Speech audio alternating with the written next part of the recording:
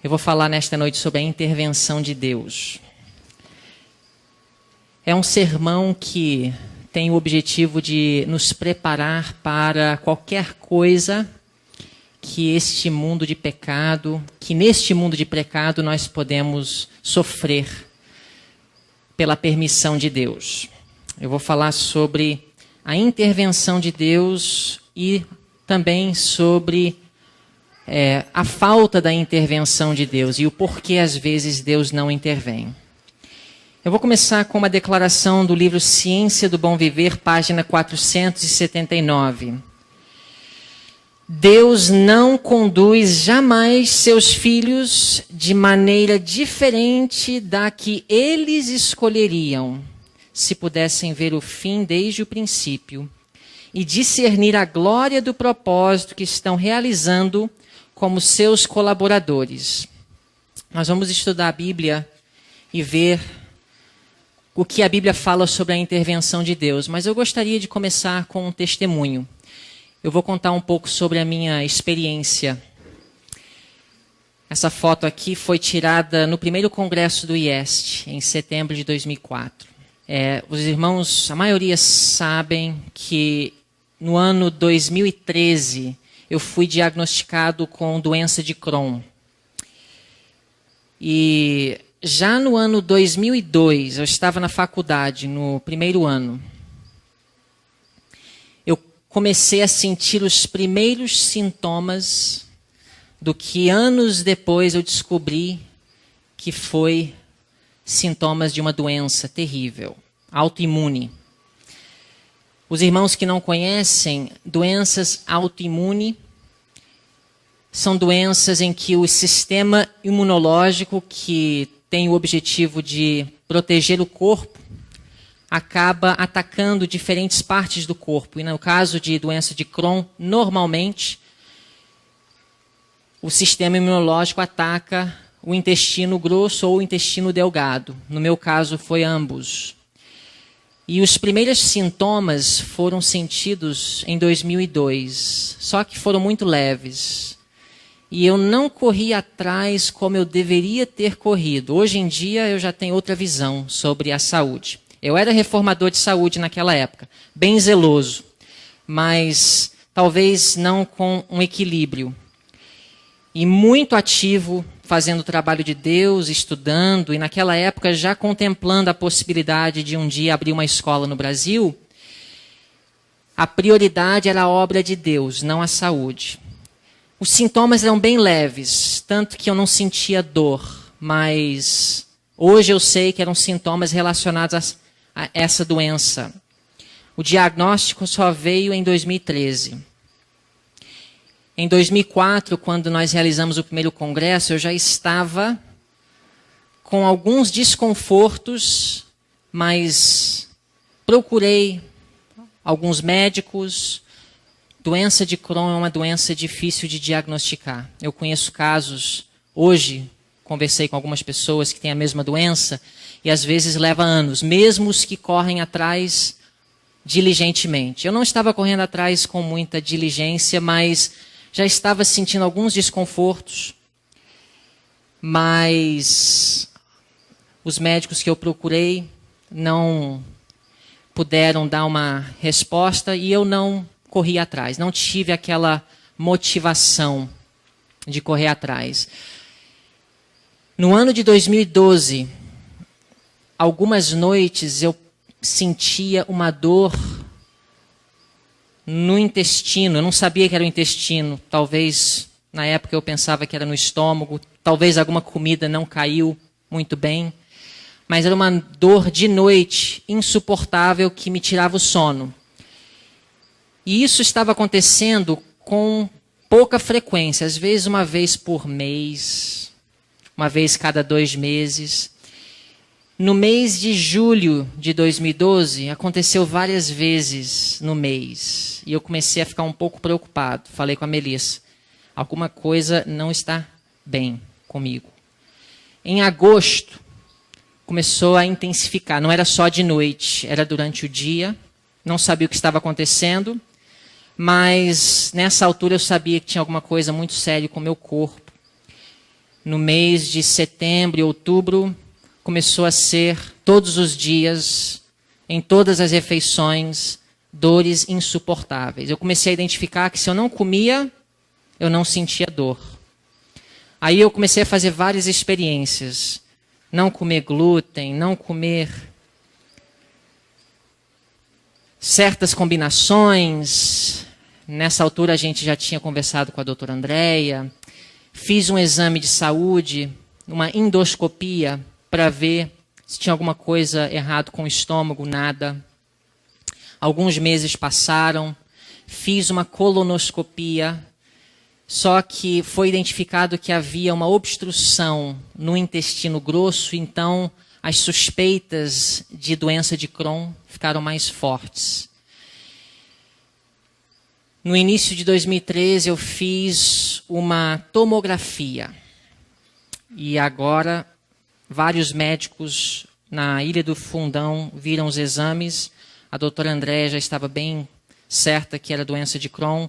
E apesar de não haver um diagnóstico oficial, ficou bem claro, era doença de Crohn.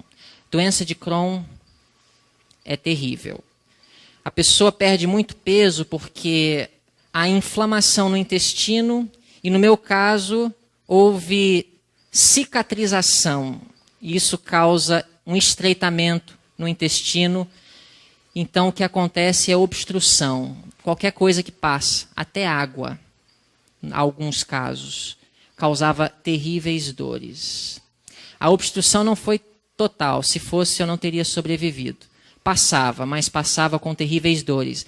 Então, aqui vocês podem ver uma foto de mim em 2007. Primeira aula que foi ministrada aqui no IEST, na varanda do casarão, no segundo andar. Vocês podem ver que ainda pesava 60 quilos, mas quando eu estava na pior fase, essa foto aqui foi tirada em 2013, na Nova Zelândia. Eu estava fazendo uma viagem missionária, caí para 48 quilos.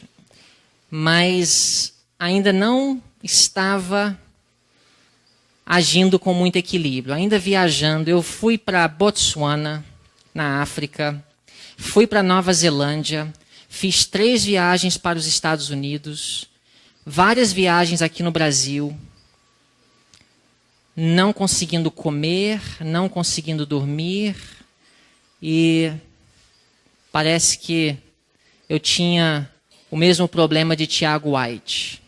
A causa era tudo e a saúde fica em segundo lugar. Eu comecei a perceber que não vale a pena, porque se eu continuar nesse ritmo eu vou morrer. Então, em meados de 2013, eu comecei a fazer um esforço humano para conseguir voltar para os Estados Unidos para começar um processo de consulta com médicos, e a previsão já indicada pela doutora Andréia seria de uma intervenção cirúrgica. Mas pensando na cirurgia, eu ficava lutando contra a ideia, porque para mim uma agulha era uma ideia espantosa. Eu não aguento sangue, eu não aguento qualquer situação envolvendo corte ou exame de sangue. Eu evitava por causa da agulha. E eu buscava uma intervenção de Deus. E eu falava, Senhor, faz um milagre. Eu ainda não entendia que em caso de doença de Crohn, quando há cicatrização, nenhum remédio natural, nenhum suco, carvão, falta de glúten na dieta vai resolver. A cirurgia era inevitável. Eu tive uma consulta com o Dr. Neil Nedley em outubro de 2013. Neil Nedley, um médico que é muito envolvido com a medicina natural. Ele tem uma clínica no estado de Oklahoma, e ele é o especialista na cidade onde ele mora, onde a clínica dele está localizada, em doenças de Crohn. Tive uma consulta com ele, esperando que ele teria alguma solução. Para mim seria o último recurso. Eu estava vendo alguns médicos no Hospital Universitário da Virgínia e a cirurgia era inevitável, segundo eles. Mas eu queria uma última opinião. Irmãos, eu já estava tão mal que não aguentava mais passar uma noite daquele jeito. Mas eu queria ter a certeza de que não tinha como escapar a cirurgia. E ele falou: Diego, é uma intervenção cirúrgica que você precisa. Então foi marcada a cirurgia para março de 2014. A minha filha nasceu em fevereiro e uma semana depois eu internei no hospital para fazer a cirurgia. Irmãos, a pior experiência da minha vida. 25 dias no hospital. Foi uma recuperação terrível. Tive várias complicações. Eu não conseguia melhorar. O que acontece com esse tipo de cirurgia é que a manipulação dos intestinos causa um adormecimento. Essa é a palavra, Cleven? Como é que fala quando os intestinos param de funcionar depois da cirurgia? Ilho paralítico. Essa é a palavra técnica. Mas o que acontece é que os intestinos dormem. Podemos dizer assim? Eles param de funcionar. E no meu caso, eu estava tão deprimido e tão, assim, desencorajado e desesperado para sair do hospital que meu estado mental não permitia as melhoras. Convicto de que eu só iria me recuperar saindo do hospital, e eu naquele estado, procurando mais uma vez uma intervenção de Deus. Em alguns momentos eu ficava pensando, foi um erro a cirurgia. Eu não conseguia colocar o intestino para funcionar. E cada dia era uma eternidade. Eu era para ter ficado 4 dias no hospital, eu fiquei 25 dias. Várias intervenções, algumas complicações. Os próprios médicos começaram a duvidar se eu ia sair. Nos primeiros dias, eles colocavam no quadro a data prevista para eu ter alta. Eu cheguei na terça e estava lá, previsão de alta na sexta. E cada dia eles iam estendendo mais alguns dias para frente. Chegou na segunda semana, eles apagaram o quadro. E eu fiquei lá, deprimido na cama, esperando uma intervenção de Deus. Não vinha. Eu comecei a pensar, talvez agora é o momento. Eu preciso colocar minha fé em prática. Tantos sermões pregando sobre a confiança em Deus. Deus sabe o que é melhor. Se Ele permitiu, minha vida está nas mãos dEle. Muitas lições. Uma delas foi que às vezes as coisas precisam piorar antes que elas possam melhorar. Irmãos, foi um milagre de Deus eu ter saído do hospital. Eu ainda não tinha conseguido colocar o intestino para funcionar. Os médicos desistiram de todos os recursos e iam me transferir para outro hospital até que o intestino funcionasse, porque eu estava sendo alimentado pela veia. Na verdade, eu estava sendo alimentado pela veia e até o coração. Como é que fala em português? Nutrição parenteral, essa é a palavra. É assim que eu estava sendo nutrido. E a primeira intervenção que eu vi de Deus foi eles permitirem eu voltar para casa, ainda com essa nutrição parenteral. E a Melissa podendo ministrar, sem ser enfermeira. Logo que eu cheguei em casa, tudo mudou. Os ânimos reavivaram. Irmãos, eu estava pesando 47 quilos quando eu voltei para casa. Uma pessoa foi visitar minha casa, olhou para mim e falou, ele vai morrer. Eu estava mal, pior do que essa foto aqui. Dentro de poucos dias, o intestino começou a funcionar. eu estava com uma fome, eu passei mais de 40 dias sem entrar comida na boca. Sabem o que é isso? Eu comia alguma coisa, só que o intestino não funcionando, acumulava no estômago e tinha que sair pelo nariz. Finalmente, eles colocaram um tubo no estômago. Como é que fala, Cleven? Você me ajuda que eu não conheço nenhum desses termos em português. Gastrostomia. É um tubo que eles colocam no estômago para drenar. Eu não estava aguentando mais o tubo pelo nariz. Mesmo não comendo, eles precisavam drenar o estômago por causa dos sucos gástricos que acumulavam. Irmãos, eu tive sonda, eu tive aqueles tubos que eles colocam no lado para drenar. Como é que fala? Dreno. 4 drenos. Eu fui para casa igual uma árvore de Natal. Com drenos, com sonda, com alimentação parenteral, o tubo no estômago. Mas chegando em casa, irmãos, vendo a minha filha, estando com a esposa, parece que uma mudança de atitude fez toda a diferença. O intestino começou a funcionar. Foi um milagre que eles me deixaram voltar para casa. Eu apelei alguns dias até que finalmente alguém importante lá do hospital, acho que eu estava dando prejuízo também para o hospital, eles aprovaram. Irmãos, dentro de um mês, depois de começar a comer, eu voltei ao meu estado normal. Eu ganhei tanto peso em tão pouco tempo que quando eu fui para uma consulta médica, eles começaram a ver se não havia acúmulo de líquidos nas pernas.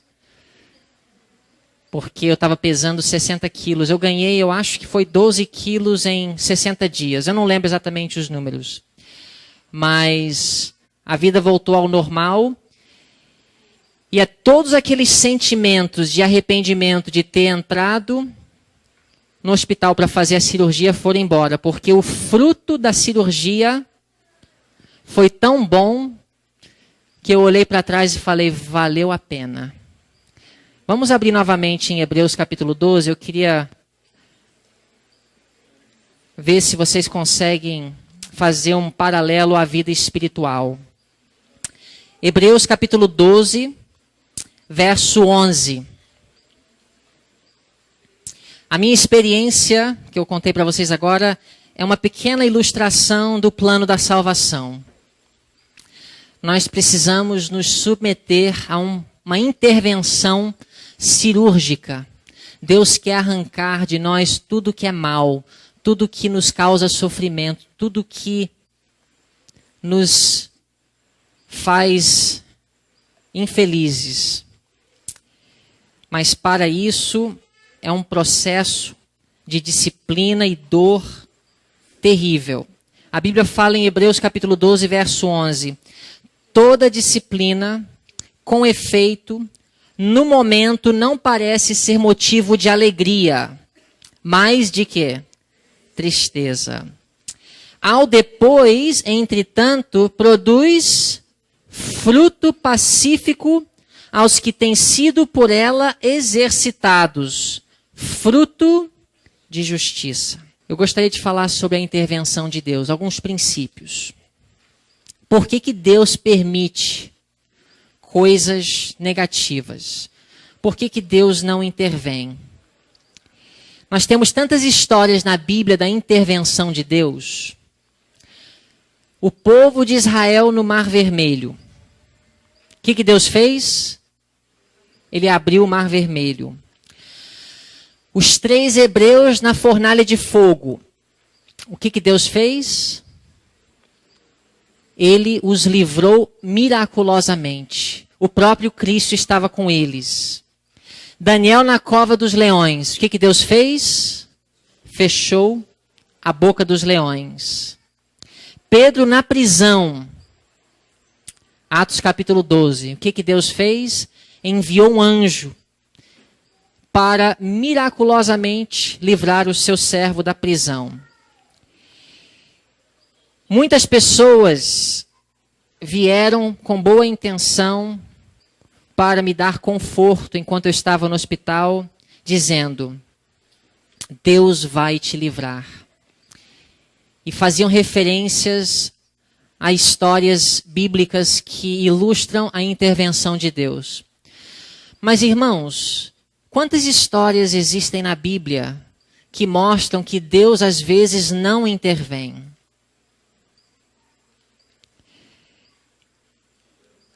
A primeira, Gênesis capítulo 4, Caim e Abel. Caim levanta sua mão para matar o seu irmão. Deus não envia um anjo para segurar a sua mão. Por que que Deus não interveio? Abel era justo ou ímpio? Fiel ou infiel? Deus não livra os fiéis? João Batista na prisão.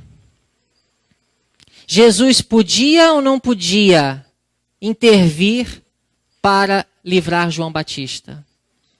Podia. Mas Jesus não foi até a prisão para livrar João Batista. Em Atos capítulo 12, na mesma situação de Pedro, Tiago perde a sua vida, irmão de João. No mesmo capítulo que registra a história de Pedro ser miraculosamente livrado da prisão pelo anjo, na primeira parte do capítulo fala sobre Tiago, irmão de João, que morreu nas mãos do mesmo rei, Herodes. João capítulo 11. Vamos abrir em João capítulo 11. Aqui nós temos um caso em que Deus não interviu e depois nós vemos a intervenção de Deus. Nós temos a história de Lázaro, que ficou enfermo. As irmãs de Lázaro enviaram mensageiros até Jesus para dizer que seu irmão estava enfermo. Era uma enfermidade grave e era urgente. E a Bíblia fala em João capítulo 11, verso 3, mandaram, pois, as irmãs de Lázaro dizer a Jesus: Senhor, está enfermo aquele a quem amas.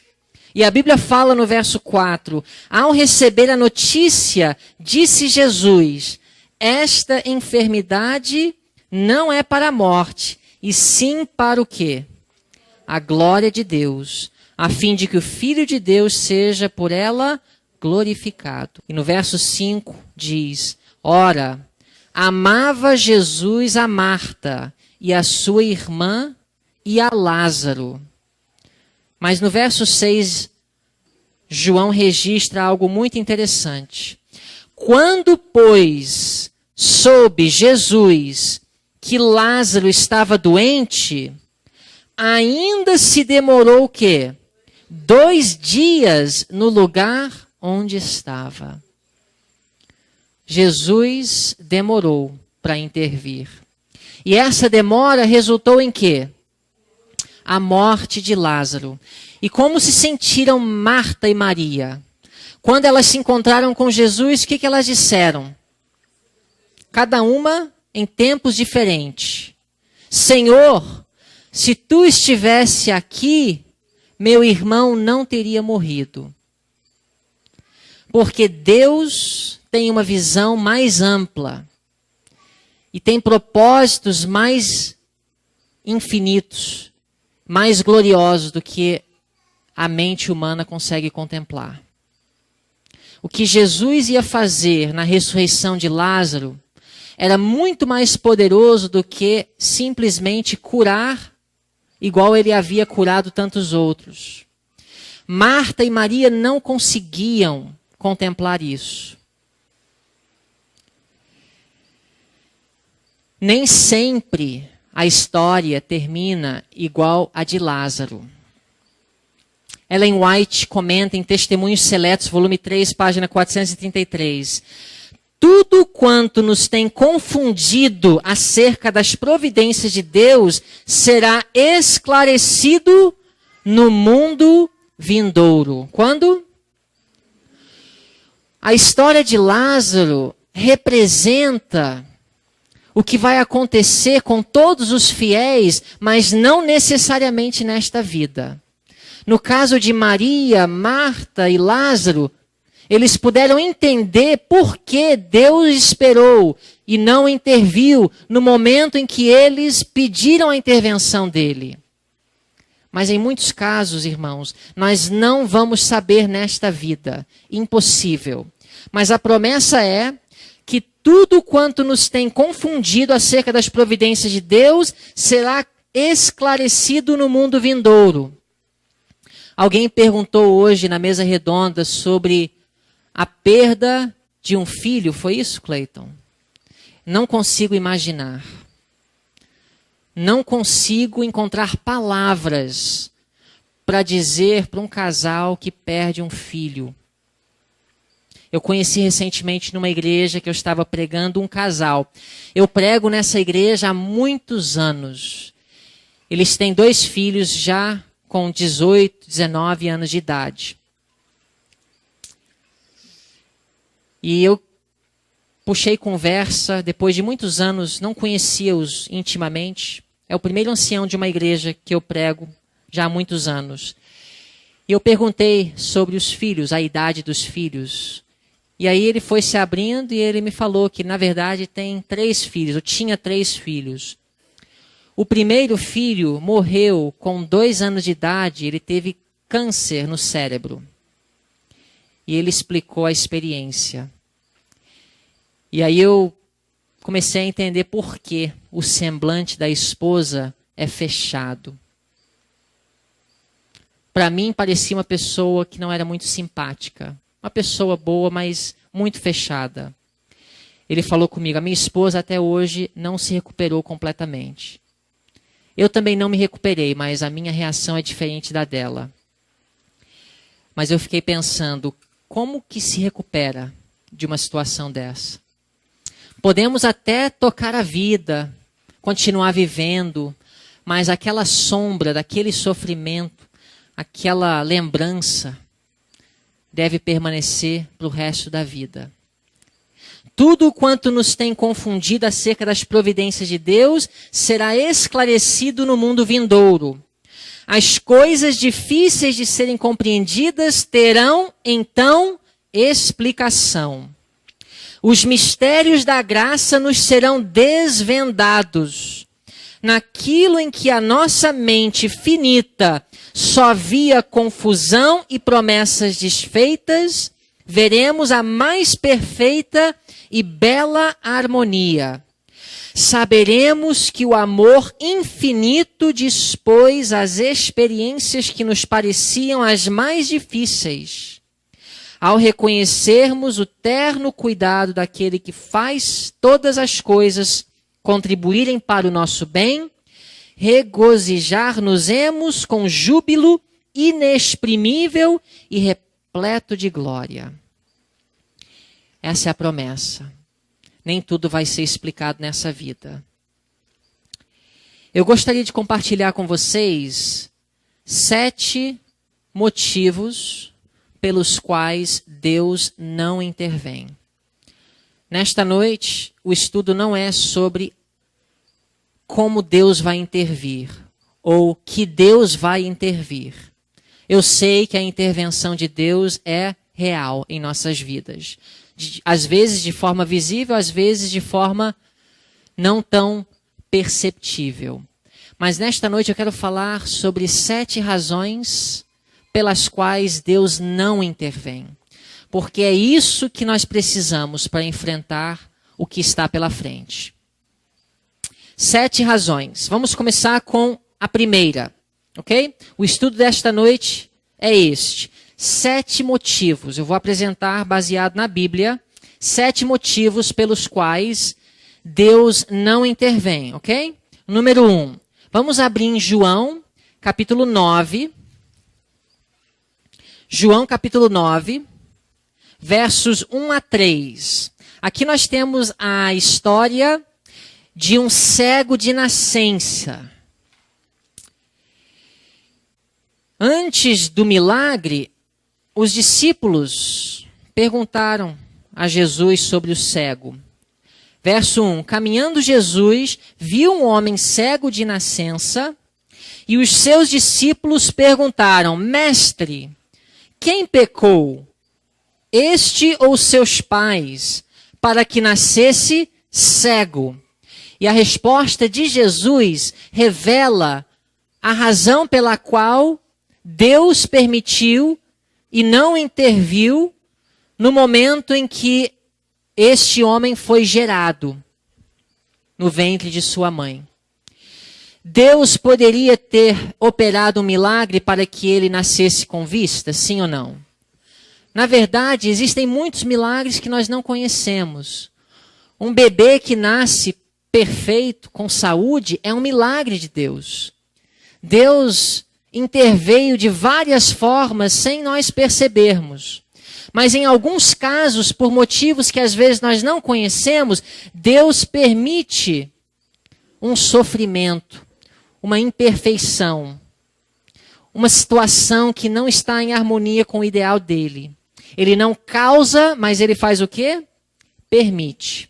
No verso 3, Jesus revela por que Deus permitiu que esse homem nascesse cego. Diz: nem ele pecou, nem seus pais, mas foi para que se manifestem nele o quê? As obras de Deus. Então, número 1, Deus quer manifestar sua obra em nós. Por que Lázaro morreu? Porque Deus queria manifestar as suas obras através de Lázaro. Por que às vezes nós sofremos? Porque Deus quer manifestar as suas obras em nós. Ele quer glorificar o seu nome através da nossa experiência. Ficou claro esse primeiro ponto, irmãos? Esse é o número 1. Número 2, nós já lemos, mas vamos ler de novo. Hebreus capítulo 12. Hebreus capítulo 12, verso 11. Número 2. Por que Deus não intervém? O sofrimento é uma disciplina na escola de Cristo para o nosso bem. E a Bíblia fala o seguinte sobre a disciplina de Deus. Toda disciplina, com efeito, no momento não parece ser motivo de alegria, mas de tristeza. Ao depois, entretanto, produz fruto pacífico aos que têm sido por ela exercitados. Fruto de justiça. Vocês já perceberam quanto sofrimento veio a Davi depois de seu pecado com Betseba? Vocês lembram o filho que nasceu logo depois do seu pecado? O que aconteceu com o bebê? Morreu. Por que Deus não interviu? Fazia parte, entre outros motivos desconhecidos para nós, fazia parte da disciplina de Davi. Davi disse o quê? Justo é o Senhor. Muito sofrimento, não foi só aquilo. Ele estava na escola de Cristo, aprendendo de Cristo. A mão de Deus estava pesando. Então, número 2. Deus quer produzir em nós um fruto pacífico. Deus quer reproduzir em nós o caráter de Cristo. E às vezes é através do sofrimento, não tem outro jeito. A maioria das vezes nós aprendemos a obedecer através do sofrimento. Então Deus retira a sua proteção e às vezes permite alguma coisa não tão bom em nossas vidas, uma coisa não tão boa, porque é para o nosso bem, é para a nossa salvação. Número 3, abramos em 2 aos Coríntios capítulo 1. 2 aos Coríntios capítulo 1. Qual foi o primeiro? Primeiro motivo que Deus não intervém? Para manifestar as suas obras em nós. Número 2, para produzir em nós o fruto pacífico do Espírito. Número 3. 2 aos Coríntios, capítulo 1, verso 4. Por que nós sofremos? É Ele que nos conforta em toda a nossa tribulação. Por que vem a tribulação? Qual é o resultado? Para podermos consolar os que estiverem em qualquer angústia, com a consolação com que nós mesmos somos contemplados por Deus. Número 3. Deus quer que aprendamos a nos identificar com os que sofrem. Irmãos, quando eu vou para o hospital agora para visitar um enfermo, a minha visão é completamente diferente. Quantas vezes eu visitei e orei com uma pessoa no hospital, uma oração formal, vazia. Quantas vezes eu já me senti impaciente com alguém que estava doente. Na verdade, eu sou do tipo que quando eu fico doente, eu gosto de ficar sozinho. Eu não gosto de muita atenção. Quando as pessoas vinham me visitar no hospital, eu na verdade não gostava. E quando eu fico doente, eu gosto de ficar sozinho. A minha esposa é o contrário. Quando ela fica doente, ela gosta de atenção, muito carinho, muito amor, muita simpatia. E nós tivemos um choque no casamento logo no início. Hoje nós já aprendemos. Parte do processo de eu aprender foi ficar doente, muito doente. Mas ela me trata como ela gosta de ser tratada quando ela está doente, quando eu fico doente. E eu trato ela como eu gosto de ser tratado quando eu estou doente. Isso foi terrível no início. Mas, na verdade, quando eu fico doente com uma gripe, qualquer coisa assim, eu realmente não preciso de ajuda. Eu não quero chá, não quero muita intervenção e não preciso de muita atenção. Eu só preciso ficar na minha. Mas com a minha doença de Crohn, eu fiquei totalmente dependente de minha esposa. Para tudo. Para ir ao banheiro, para me alimentar. E, irmãos, ainda bem que fui eu que fiquei naquela situação. Porque se tivesse sido ela, eu não sei como teria sido. A paciência, o amor, o carinho, a dedicação. Ela teve um espírito de uma enfermeira. Como Deus usou aquela experiência para me repreender, para me educar, para me corrigir. Agora hoje, quando ela fica doente, por exemplo, ela está grávida, passando mal, a minha forma de reagir, de ajudar, minha atitude para com ela é outra. E isso ilustra também outras áreas de nossas vidas. Deus permite a tribulação para nós aprendermos a consolar os que estiverem em qualquer angústia com a consolação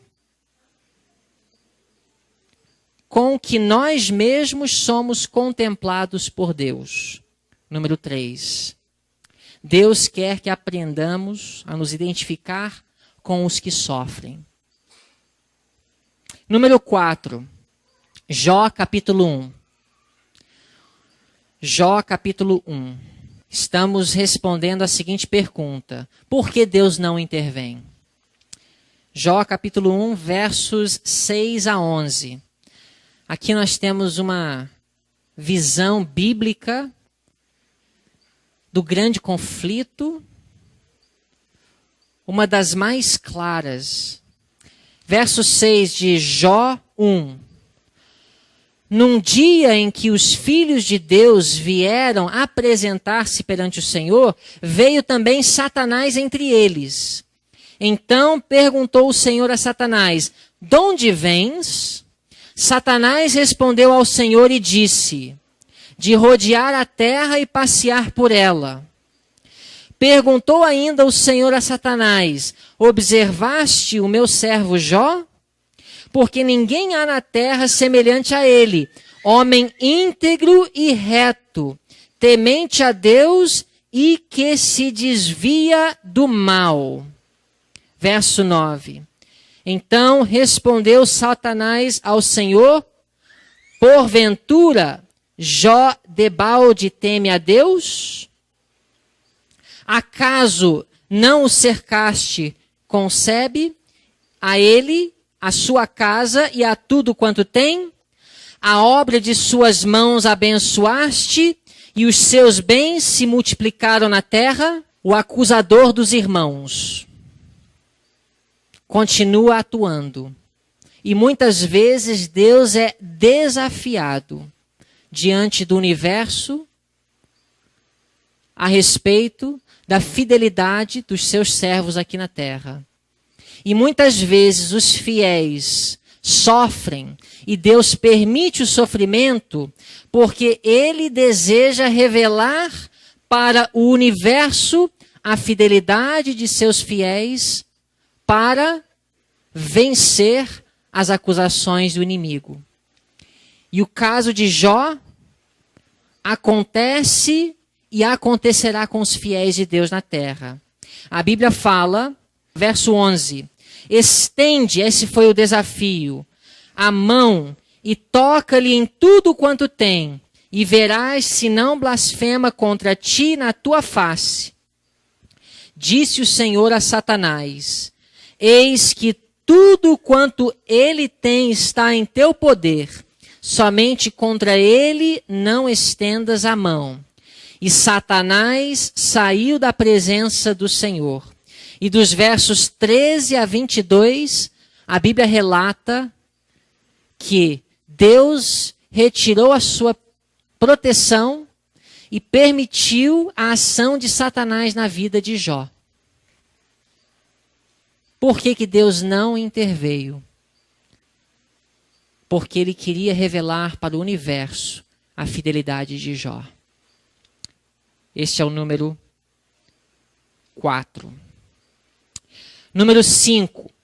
Atos, capítulo 16. Atos, capítulo 16. Número 1, Deus quer manifestar sua obra em nós. Número 2, Deus quer produzir em nós um fruto pacífico. Número 3, Deus quer que aprendamos a nos identificar com os que sofrem. Número 4, Deus deseja revelar para o universo a nossa fidelidade. Número 5, em Atos capítulo 16, nós temos a história de Paulo e Silas na prisão. Vocês lembram da história? A conversão do carcereiro. Paulo e Silas açoitados e presos, maltratados, perseguidos, injustiçados. Qual foi a atitude de Paulo e Silas? Verso 25. Por volta da meia-noite, Paulo e Silas oravam e cantavam louvores a Deus, e os demais companheiros da prisão faziam o quê? Escutavam. Deus operou poderosamente. Ele livrou Paulo e Silas da prisão. Ele poderia ter feito isso antes deles serem presos. Deus permitiu o aprisionamento porque Ele queria salvar algumas pessoas. Especialmente o carcereiro, que foi batizado depois de testemunhar o cristianismo de Paulo e Silas e desfrutar da misericórdia e bondade de Paulo e Silas. Não vamos ler toda a história, mas número 5, Deus deseja salvar almas, e às vezes a falta de intervenção de Deus é com o intuito de salvar algumas pessoas para o seu reino. Apocalipse capítulo 1, número 6. Apocalipse capítulo 1, verso 18. Apocalipse capítulo 1, verso 18. Jesus disse: e aquele que vive, falando de si mesmo, estive morto, mas eis que estou vivo pelos séculos dos séculos, e tenho o quê? As chaves da morte e do inferno. Irmãos, qual é a pior coisa que poderia acontecer? Então, tanta coisa ruim que acontece na nossa vida, a gente perde emprego, a gente leva prejuízo financeiro, a gente fica doente, a gente passa por um divórcio, os filhos se rebelam contra nós. Tanta coisa ruim. Mas qual é a pior das hipóteses? Tem alguma coisa pior do que a morte? Alguém consegue pensar? Alguma coisa pior? Então, para o pior problema que nós poderíamos passar nessa vida, Jesus fala: eu tenho a chave da morte. Por isso que Jesus ficou tranquilo quando Lázaro estava doente. Os discípulos ficaram um pouco apavorados, tentaram animar a Jesus para ir logo, e Jesus continuou tranquilo, porque ele tem a chave da morte. Número 7, para concluir. Primeira epístola de Pedro, capítulo 1. A primeira epístola de Pedro, capítulo 1 e o versículo 7. Por que o sofrimento? Por que Deus não intervém? Por que o fogo da aflição e da tribulação? A Bíblia fala: para que, uma vez confirmado o valor da vossa fé, muito mais preciosa do que o ouro perecível, mesmo apurado por fogo, redunde em louvor, glória e honra na revelação de Jesus Cristo. O que a Bíblia fala? Que a nossa fé é provada e purificada para sair como ouro pelo fogo. E Jó, capítulo 23, confirma este pensamento. Mais um texto. Dentro desse item de fé. Jó, capítulo 23, verso 10. A Bíblia diz: mas ele sabe o meu caminho. Se ele me provasse, sairia eu como o quê? O ouro. Deus quer que nós saiamos como ouro. E ele permite o sofrimento, ele permite a aflição, porque ele sabe que isso vai nos transformar e nos fazer sair como ouro. Então, se nesta noite nós estamos passando por alguma dificuldade, que nós possamos ser confortados. Se tudo está bem, saiba que um dia vocês vão sofrer. Todos nós certamente sofreremos. Que nós possamos aprender a confiar em Deus. E possamos lembrar que Deus não nos conduz jamais de maneira diferente da que nós mesmos escolheríamos se pudéssemos ver o fim desde o princípio. Que essa possa ser a nossa confiança e a nossa certeza. Que Deus os abençoe. Nosso Pai querido que estás nos céus, nesta noite, Senhor, estamos muito gratos pela Tua misericórdia e o Teu amor revelado em nossas vidas. Agradecemos, Senhor, porque em meio a tempos bons e em meio à tribulação, podemos sempre ter a certeza que o Senhor está dirigindo os nossos passos. Às vezes nós nos desanimamos, ficamos tristes e somos tentados a perdermos a nossa confiança em Ti. Mas eu peço nesta noite que o Senhor possa reavivar as nossas forças, que o Senhor possa despertar em nós a confiança perfeita em Ti, que nós possamos aprender a obedecer, a confiar e a esperar no Senhor. em tudo. Essa é a nossa oração.